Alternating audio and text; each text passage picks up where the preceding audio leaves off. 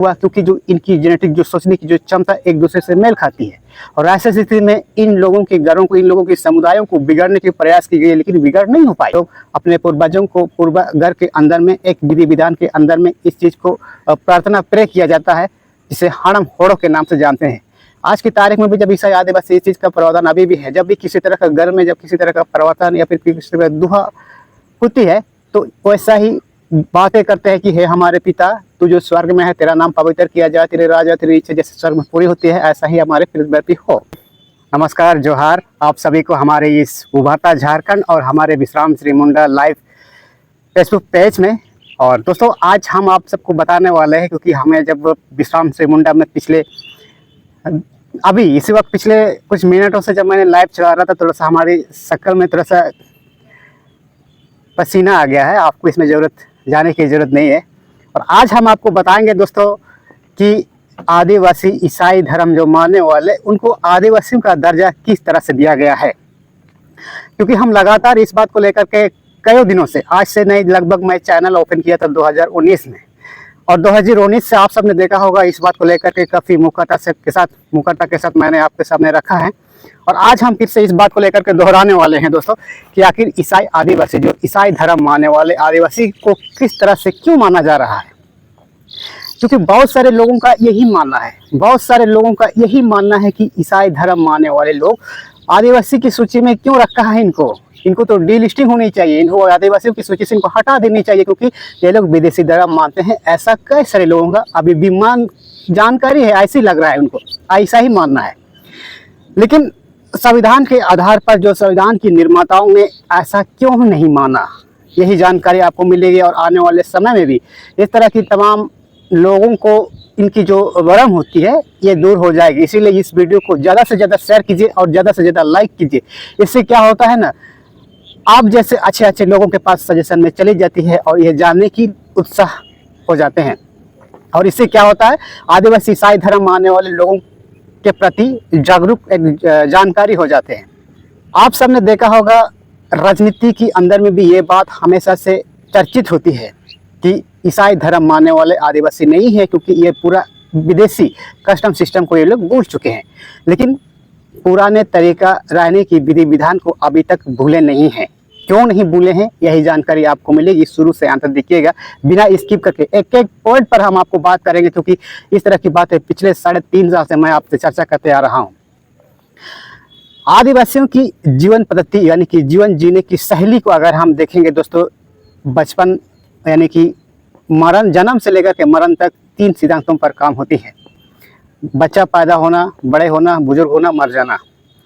ऐसे ही कर्मकांड पर आधारित पर जीवन जीते हैं आदिवासी जनजाति। ये तो आप सबने सुना होगा। जैसे बच्चा जब जन्म होती है तो चटियारी मनाते हैं आदिवासी समुदाय में। आप सबने देखा होगा चटियारी में क्या होता है, महिलाएं, गांव की महिलाएं, आसपास की महिलाएं नदी में जाते हैं, नहाते धोते हैं। और उस वक्त हल्दी का विशेष रूप से प्रावधान दिया जाता है। हल्दी को एक विधि विधान के अनुसार में, परंपरा के अनुसार उस समय की तौर तरीका के आधार पर लगाने की प्रावधान रखी गई है। और इसको भी ईसाई धर्म मानने वाले ऐसा ही करते हैं। और इस बात को लेकर के अभी तक जस का तस ज्यों का त्यों ही है। अभी भी ईसाई आदिवासी ऐसा ही करते हैं। गांव देहात में जाओगे या फिर शहर के करण में थोड़ा सा शहरीकरण हो गया है, तो इसके लिए थोड़ा सा दिखने का नसीब आपको नहीं मिलेगा। लेकिन गाँव के अंदर में, देहात के अंदर में ऐसा ही होती है।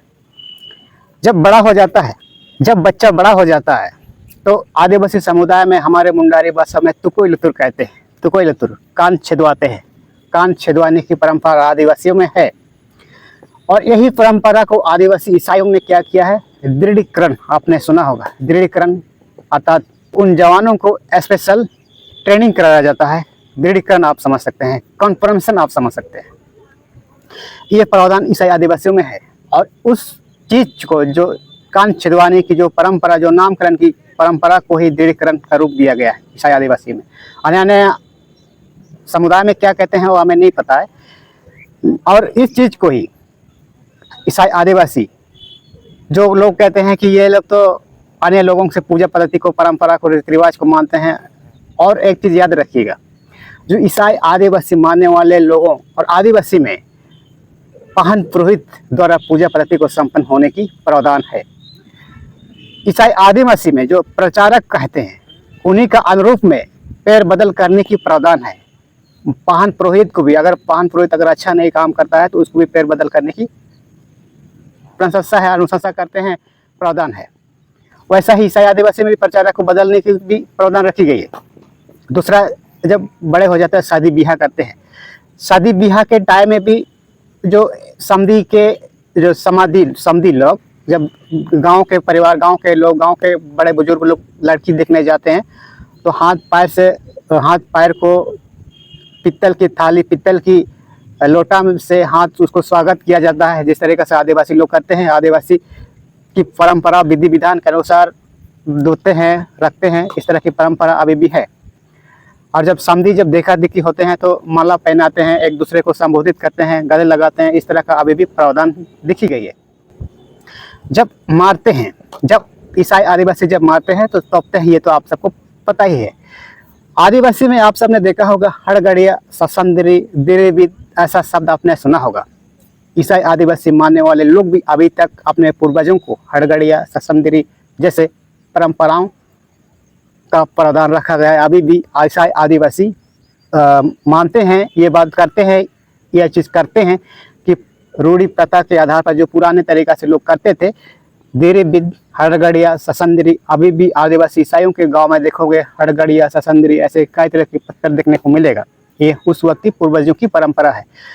और दूसरी बात करते हैं, आदिवासी लोगों में कब्रिस्तान पाया जाता है, शासन पाया जाता है, मसना पाया जाता है, ये आपने सुना होगा। लेकिन आज भी अभी भी इसी वक्त भी ईसाई आदिवासियों के गांव में भी शासन, मसना, हड़गड़िया, तमाम तरह की पहले जमाने में लोग करते थे, अभी भी उस चीज़ को जैसा कहा था ऐसा बरकरार रखा हुआ है। अब बात करते हैं हक और अधिकार की।